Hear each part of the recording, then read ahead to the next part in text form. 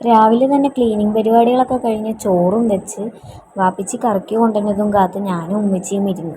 വാപ്പിച്ചി ചിക്കനാണ് വാങ്ങിച്ചുകൊണ്ട് വന്നത്. കൊണ്ടുവന്നപ്പോൾ തന്നെ 12 മണിയായിട്ടുണ്ടായിരുന്നു. അങ്ങനെ ചിക്കൻ വേഗം കഴുകി മസാലയൊക്കെ തേച്ച് മാറ്റി വെച്ചു.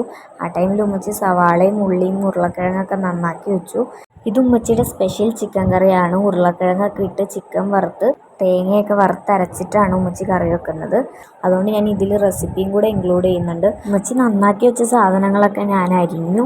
തിരക്ക് പിടിച്ച് പണിയിലാണെങ്കിലും റേഡിയോയിൽ പാട്ട് കേട്ടിട്ടാണ് പണിയെടുത്തുകൊണ്ടിരിക്കുന്നത്.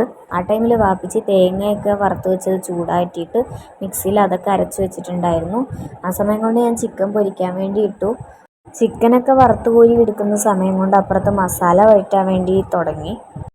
ആദ്യം തന്നെ ഒരു പാത്രം വെച്ചിട്ട് അതിലേക്ക് സവാളയും ഉപ്പും കൂടി ഇട്ട് ജസ്റ്റ് ഒന്ന് വഴറ്റി കൊടുത്തതിന് ശേഷം വെളിച്ചെണ്ണ ഒഴിച്ച് ചെറുതായിട്ടൊന്ന് വഴഞ്ഞു വരുമ്പോഴേക്കും ഉള്ളി ചതച്ചതും കൂടി ഇട്ട് നല്ലോണം വഴറ്റി കൊടുക്കുക. ഈ ഒരു പരുവാകുമ്പോഴേക്കും ഇഞ്ചി വെളുത്തുള്ളി പേസ്റ്റും പച്ചമുളകും കൂടി ഇട്ടിട്ട് നന്നായി ഒന്ന് മിക്സ് ചെയ്ത് മസാലപ്പൊടികളൊക്കെ ഇടുക.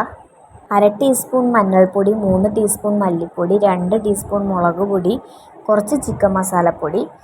എന്നിട്ടൊന്ന് നന്നായി മിക്സ് ചെയ്താൽ പച്ചമണമൊക്കെ ഒന്ന് മാറുന്നത് വരെ മിക്സ് ചെയ്തതിന് ശേഷം തക്കാളിയും കൂടെ ചേർത്ത് ഒന്ന് മിക്സ് ചെയ്യുക.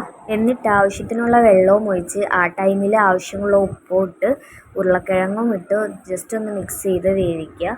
എന്നിട്ട് ചിക്കനും ഇട്ട് കൊടുത്ത് അരച്ചു വെച്ച തേങ്ങയും ഒഴിച്ച് ചാറിനാവശ്യമായ വെള്ളവും ഒഴിച്ച് തിളപ്പിച്ച് ആവശ്യാനുസരണം വറ്റിച്ചെടുത്തു കഴിഞ്ഞാൽ ചിക്കൻ കറി റെഡി. അങ്ങനെ ചിക്കൻ കറിയും ചോറും ഉപ്പിലിട്ട മാങ്ങയും ഇത്താത്ത കൊണ്ടുവന്ന മാമ്പഴ പുളിശ്ശേരിയും കൂട്ടിയൊക്കെ ചോറ് കഴിച്ചു.